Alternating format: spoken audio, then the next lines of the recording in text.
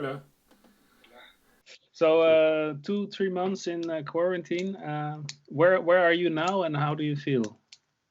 I am in Malaga, in Spain, and how do I feel?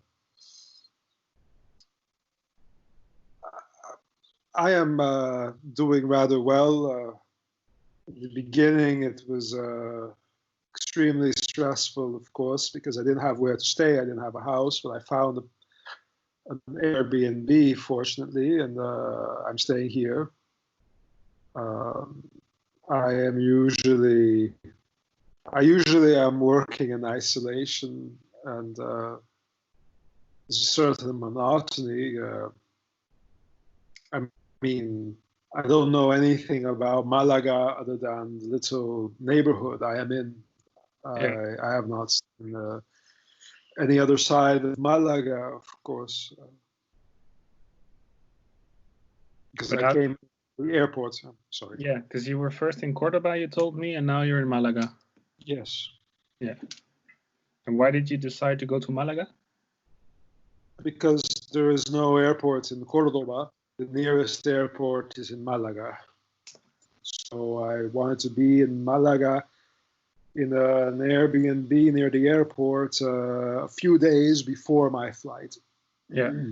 Just to be sure that I could get out of here, which of course we see how that turned out. I mean, that was a month and a half ago. Yeah. And you couldn't. And where did you want to go to?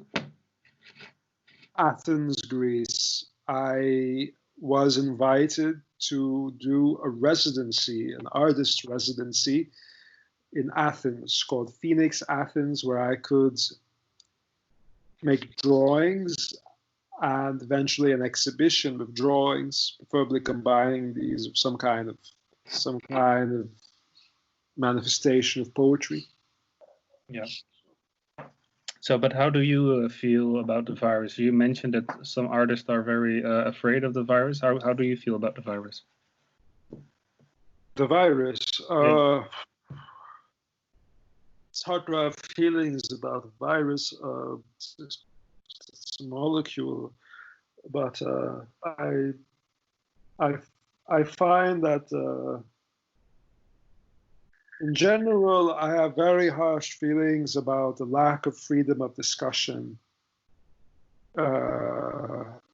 Some experts make a statement or present a statistic on any issue, and any dissenting view or any alternative expert view is immediately cast as heresy. And I noticed artists sharing messages like their picture on Facebook with the message hashtag stay home.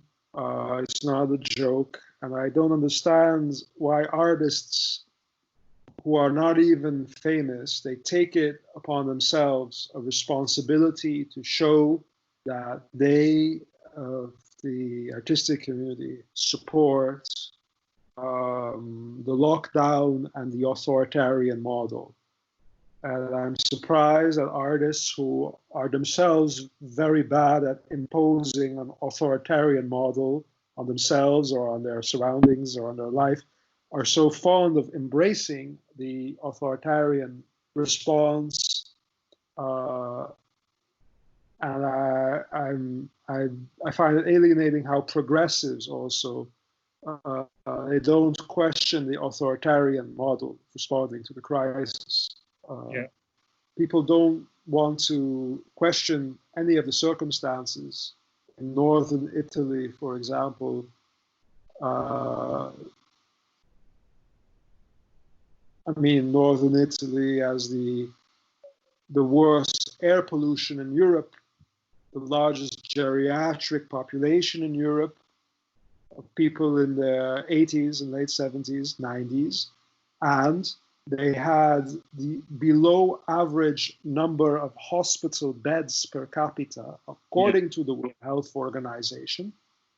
Because of 30 years of Berlusconi, people invested more in plastic surgery than in public health. So those are the real circumstances.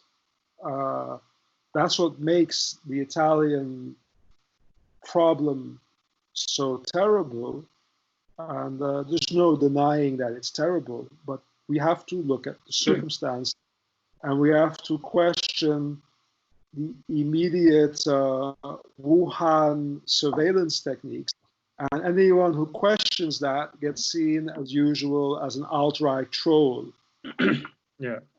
And I find it very frustrating because it's part of a pattern. Like when Hillary Clinton lost the elections,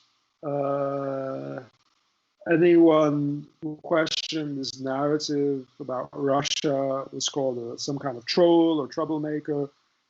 Now, then a little bit later, anyone who questioned whatever was fashionable in the media is called a troll, a troublemaker, misanthrope, misogynist, whatever. I don't know. They always come up with something to smear you with, and now I find that, yeah, it's the same. I mean, I participated in the fashion of reading Albert Camus' La Peste, the Plague, and I found a lot of consolation in Camus. I could tell he really lived through a plague in his childhood, because everything he describes has some relevance to what's happening now, all the absurdity. But the book was also meant as an allegory, also on power and I don't know if people are getting that part of it. Yeah, that's the same thing what you see, of course, with the 1984. That's also an allegory. But it's not only the left that embraces this authoritarian model. It's also the right. So do you see like the progressives and the conservative liberals joining forces now? You see that as a problem? It depends. I mean, the surveillance problem. I think in Israel, Netanyahu has used this to make himself like God's omnipresence in the lives of Israelis, and he has limited every kind of freedom, and he's doing terrible things to create some kind of unity in Israel, especially punishing the ultra-Orthodox people who don't vote for him, who don't vote for anyone, and who don't go into the army and so forth. I noticed that Spain did immediately imitate the Italian model, despite that there are progressives in power in Spain. I'm not saying that there should not be a quarantine or a curfew. I'm not entirely certain. But somehow the government should find a more respectful way to deal with the citizenry. I noticed, like I follow the news in Argentina, I mean, 70-year-olds and 80-year-olds being harassed for sitting outside in the park. Yeah. And it's necessary for them, for their health. Coronavirus is not the ultimate threat to health. And anyway, these measures are about them. I mean, they are the one, it's the very old elderly people who are at risk in the first place. So why harass them if they don't want to keep to these measures? It's about protecting them specifically, I think, because hardly anyone else is really at risk. But the thing that strikes me is that elderly people are the one that are most at risk, and if you would reason in an argument like they are the ones to have to be protected, I struggle to see why, for example, in the Netherlands, a liberal right-wing government imposes such strict measures that puts in danger their own economic model. How can we explain that? Do you have a view on that? Why are they so strict whilst it endangers their wholly neoliberal, globalized state. Yeah, I think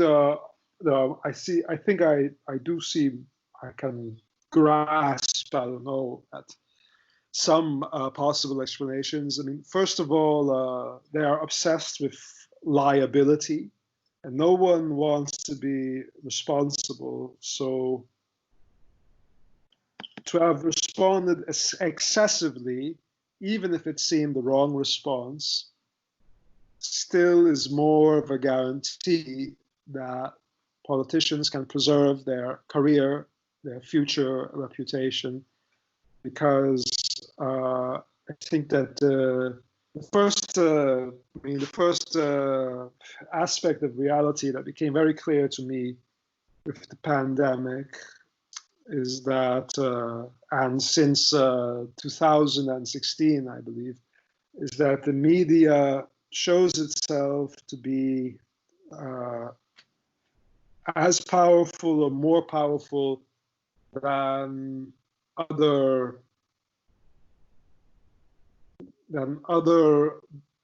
bastions of power in society. So you have the trias politica, and famously, I mean, people have often called journalism the fifth column or the fifth estate or something. Yeah. Democracy. But I think that journalism is not really any longer the fifth pillar of democracy. They are actually a factor that can easily balance democracy.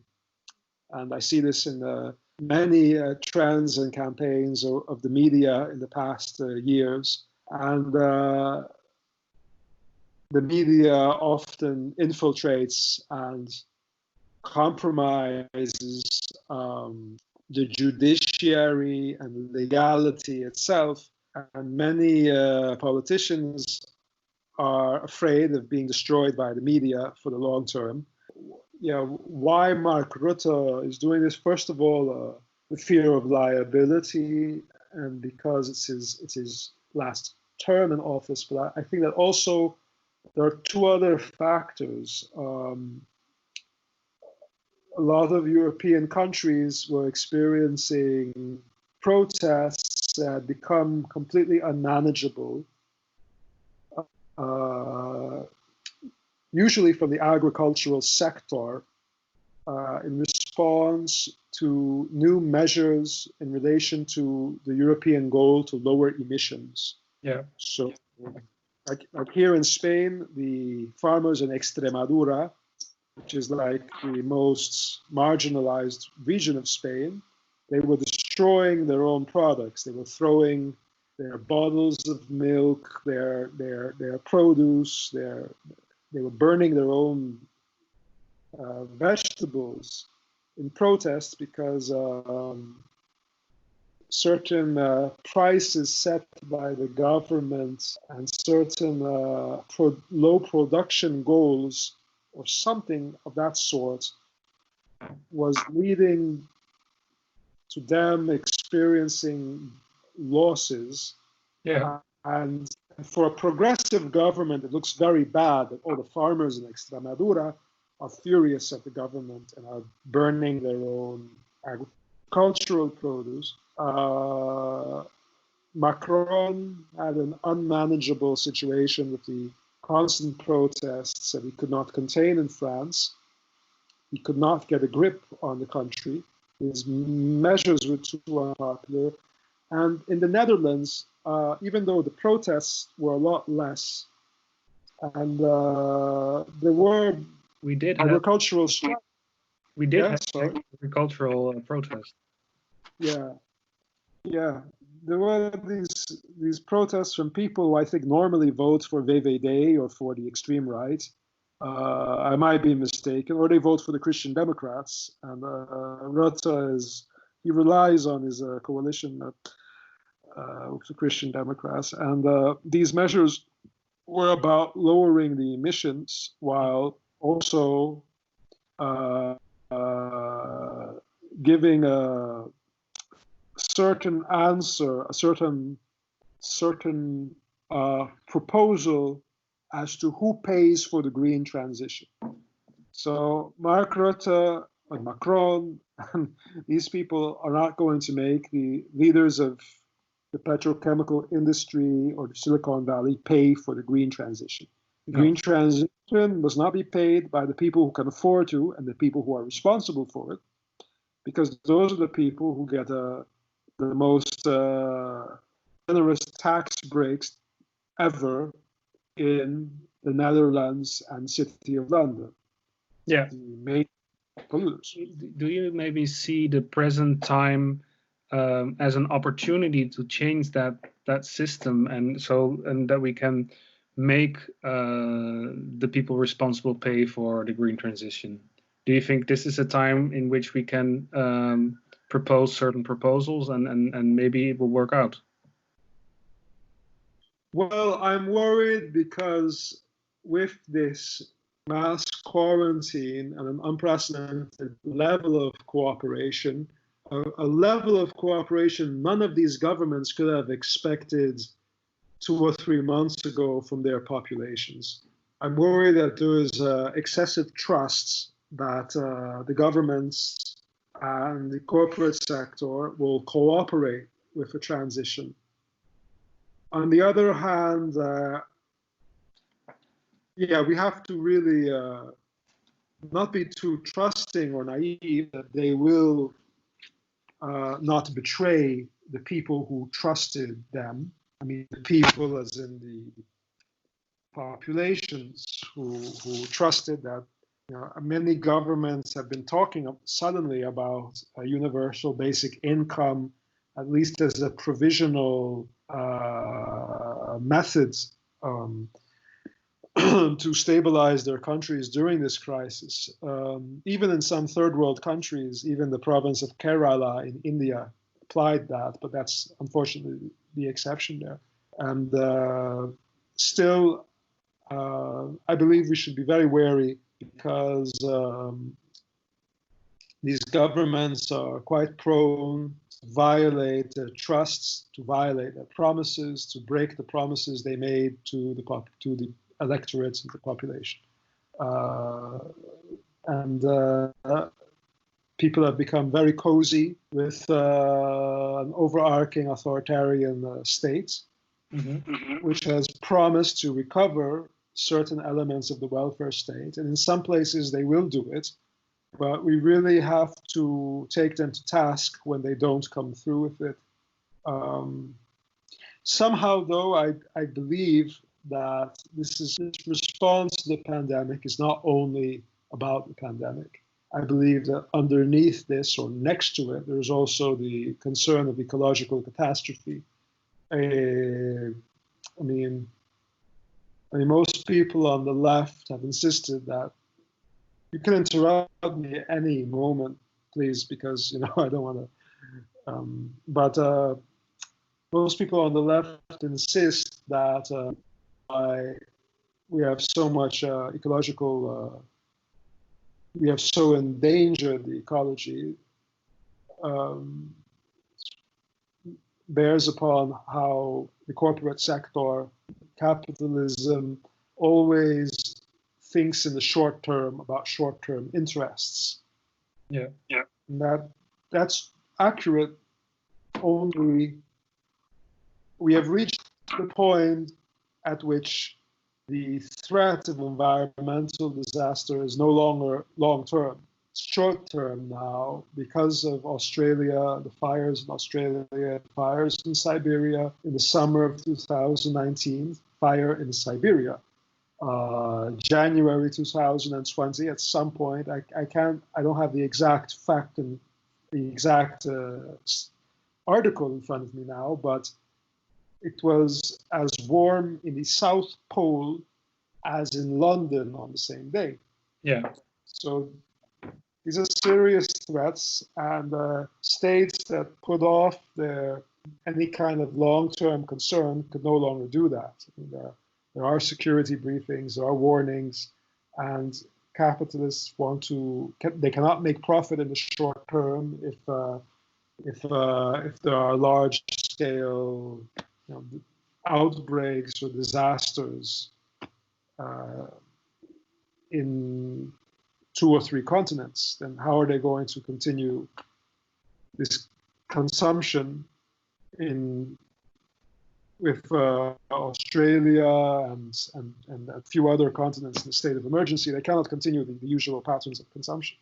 Yeah, so you say the present response to the pandemic is in part to contain this ecological disaster? I think so. Yeah. And in what way is it, like to keep people at home so they can consume from home, but they don't travel anymore? Is that how I should see this? I think that. Well, it's a fact that emissions have dropped significantly. Yeah. Emissions have dropped significantly, and the protests against taxation against green taxes, like the Yellow Vests protests that paralyzed all of Macron's plans in France, started with a response to the green tax in the south of France, the truck drivers. However, it's very clear that the political establishments cannot create consensus about ecology. Ecology is a popular cause among the middle class. Middle class people will stone you to death if you speak ill of Greta Thunberg, and I find her sympathetic and all. I wouldn't, diminish that. You need some entertainment value in order to get these important messages across to the mainstream. But the fact of the matter is that working class people and people who had non-ecological concerns really did not sympathize that much with this environmentalist message. All these agricultural workers did not accept that they needed to contribute to this transition, even though European farmers are very highly subsidized, which is a problem. Yeah. It's a problem for farmers in Asia and Africa. But it's, not only farmers were protesting, and not only farmers were resentful towards the Green Deal, as Ursula von der Leyen called it, or Macron's response to the climate challenge. Things were becoming very dramatic in the Netherlands. Like you saw, there was that truck with a make-believe coffin of the name of Jesse Klaver, the guy from the Green Park. So I think that what I mean to say of all these examples, I don't want to create a confusion of all these examples. What I mean to say is that it's very difficult to create consensus about the ecology. Not everyone cares as much about the ecology, and certainly governments like British government, conservative governments, which campaigned in opposition to parties that do have an ecological priority, Boris Johnson and others, they cannot suddenly say, yesterday a security briefing with a panel of experts changed my mind, we have to take drastic measures about the ecology. That won't be easily accepted by all the people who voted for him. Pandemic. So apparently they understood that the mass psychology would more quickly accept and reach a social contract or a consensus. I'm not trying to say that there's no pandemic.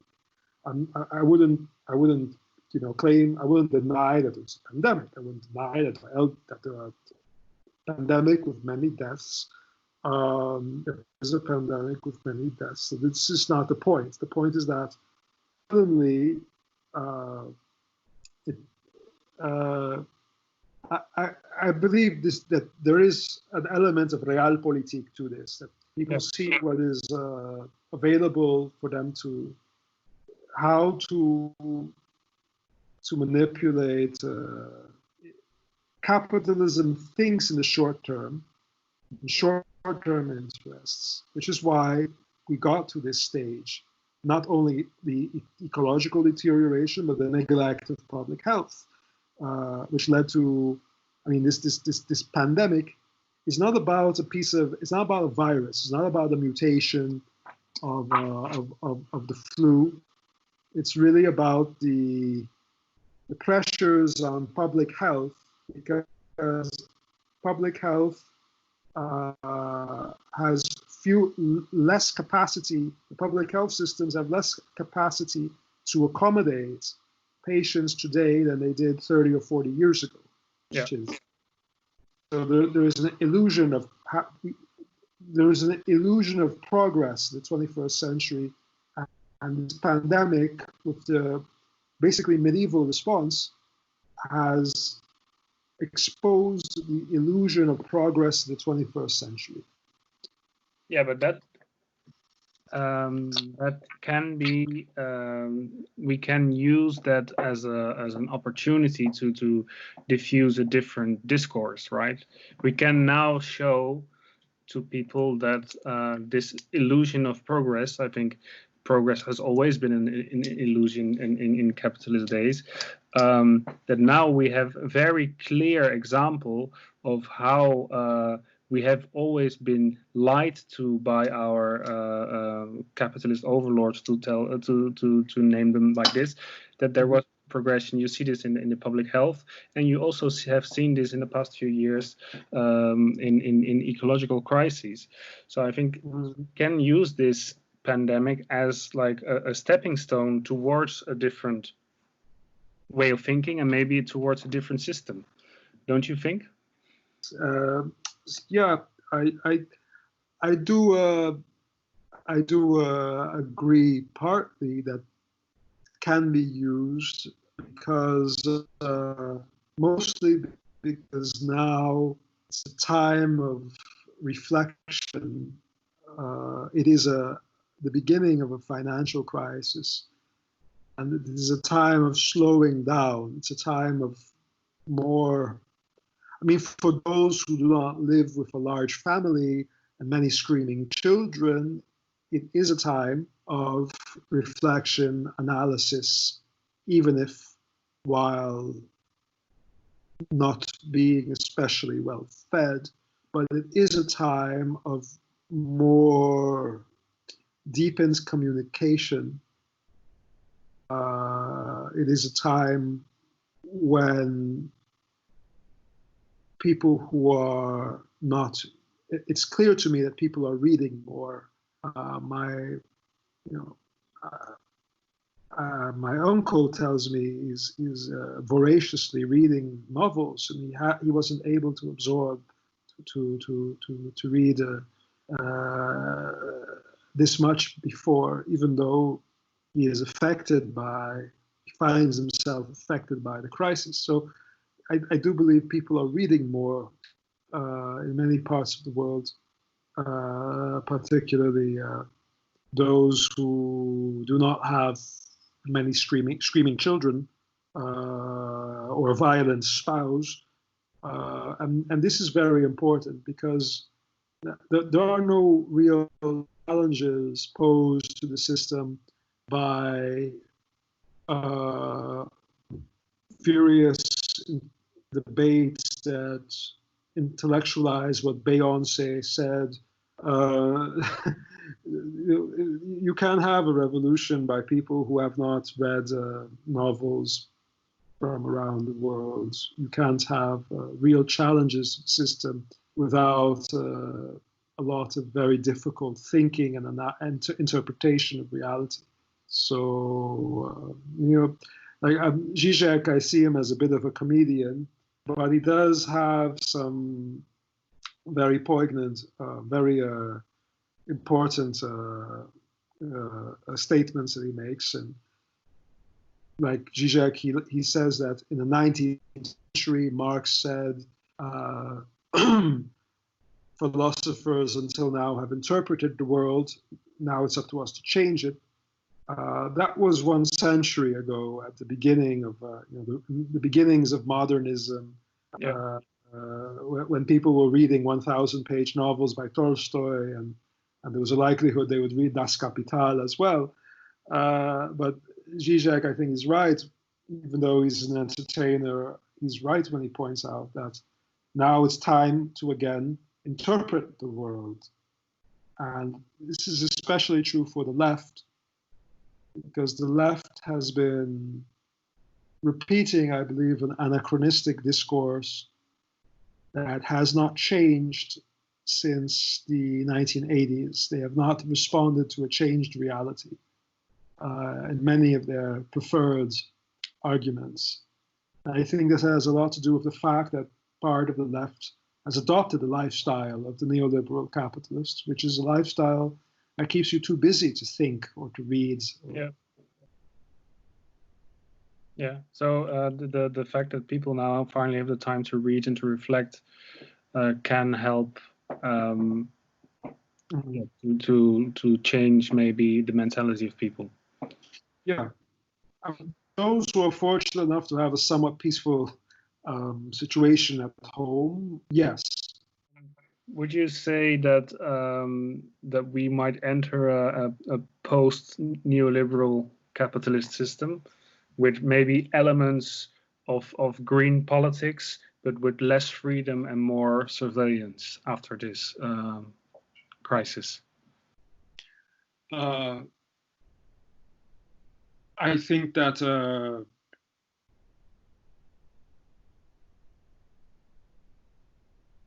I think that this is, yeah. I hear many intellectuals talking about this. I mean, it's a fact that the surveillance and many of these methods might be here to stay, but since they'll be so blatant, I think that hopefully it will become more common practice to defy them, to criticize this authoritarianism. The authoritarianism is not entirely new, but once the pandemic is over, it will want to stay without any proper excuse. So I'm rather optimistic that that will be a great time for critics. Yeah. Do you think we'll go to a greener future or to a more industrialized future? A greener and more industrial. Well, I think green industry is going to get the upper hand, which is clear already with the idle tankers, the oil producers who are facing a lot of crises now. And there's already an enormous upper hand for digital capitalism. So I think that definitely we will see a green industry gaining the upper hand. Whether we accept green capitalism or insist on green socialism, of course, that is a question that's up to us, and it's a much more interesting question, a much more attractive or fun question than green or not green. Or than, okay. Well, let's put it that way then. Will we see a green surveillance capitalism, or will we be able to diffuse a narrative for a green socialism? Well, what I meant to say was those will be the choices before us. I think that might be the discussion on the way. That might be the discussion we will be having, but and also not unrelated to that, I think this will be a new opportunity for the left, because the global left has found itself in a rather conservative position of trying to protect or hold on to elements of the welfare state project, which was once just an issue of social democracy and it was not necessarily a leftist position to defend the welfare state. I think that now that more countries in the political mainstream are basically talking about a new Marshall Plan for the world, Marshall Plan without a Second World War. And we see people like Boris Johnson talking about nationalizing the railway system, which was unthinkable before. I think now we can finally, intellectually, we can move on a little from the old conversations, which were about no to neoliberalism, yes to desperately defending whatever's left of the welfare state. No to pollution, yes to green, this and that. I think we will finally, be able to move on from a paradigm that was getting kind of old and static intellectually. So I'm optimistic about